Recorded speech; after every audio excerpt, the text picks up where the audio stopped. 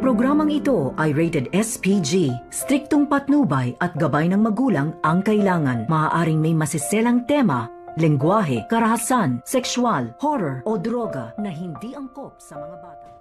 Na-recover na nga dito ni RJ ang CCTV footage sa hotel kung saan nga ay inutos dito ni Moira na kailangan ay nakapatay nga daw, ngunit na-recover naman noong kakilala dito ni RJ.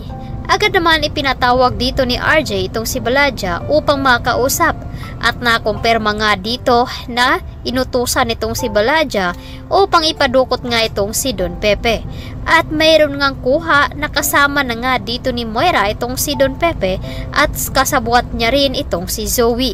Kaya naman wala na nga lusot ang mga ito dahil nga nakita na sila sa kuha ng CCTV footage doon sa hotel. Samantalang labis naman ang pag-aalala dito ni Annalyn, kaya naisipan nitong tawagan itong si Giselle upang ipaalam kung kasama ba nila itong si Lolo Pepe. Ngunit agad naman sinabi dito ni Giselle na hindi nila ito kasama. Ang pagkakaalam niya ay may flight nga ito papuntang Amerika, ngunit hindi nga ito nakapunta dahil nga sa nawawala ito. Agad na pinuntahan ni Giselle at RJ itong si Annalyn sa hotel kung saan ay doon nga makipagkita itong si Lolo Pepe kay Moira. Agad na naipaliwanag dito ni Annalyn na nagkita nga daw sila ni Moira, ngunit sinabi naman ito na hindi daw sila nagkita ni Lolo Pepe. Ngunit agad na nanghiram itong si Moira ng wheelchair doon sa isang reception at sigurado si Annalyn na doon nila isasakay itong si Lolo Pepe. Ang sabi naman dito ni Oka na driver dito ni Lolo Pepe na ang huling nakausap nga dito ay si Zoe Tanyag. Kaya agad pinuntahan ni Annalyn itong si Zoe sa Apex at doon nga nakumpirma na matagal palang umalis itong si Zoe at kararating lamang nito sa Apex. Agad naman sinabi dito ni Joy na saan nga daw galing ito dahil nga kanina pa siya nawawala. Agad naman nag-alibay itong si Zoe at sinabi niya na nagkita nga daw sila ni Doc Luke at niyaya daw siya nito na magkape. Ngunit hindi kumbinsido itong si Annalyn sa mga sinasabi dito ni Zoe.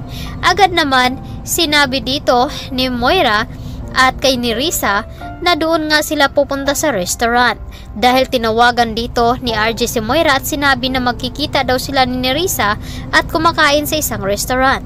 Ngunit sa pagpunta doon ni Moira at kasama si Nerissa ay nauna nga doon itong si RJ at Giselle. Kaya naman may pagdududa itong si Giselle na may kinalaman itong si Moira sa nawawala nilang ama. Agad naman tinanong ni Nerissa itong si Moira kung may kinalaman ba ito. Umamin naman itong si Moira dahil nais niyang itago ang kanilang sikreto dito ni Zoe dahil natuklasan na nga doon ng matanda na hindi niya apo itong si Zoe Tanyag. Kaya naman agad niya inutusan ang pulis na upang ilayo itong si Lolo Pepe at itago nila nang sa ganon ay walang makakaalam sa kanilang sikreto. Ngunit itong si Giselle ay matalino. Agad na sinundan itong si Moira dahil duda nga ito na may kinalaman ito sa pagkawala ni Lolo Pepe. Walang kaalam-alam itong si Moira na nakasunod na pala itong si Giselle at RJ.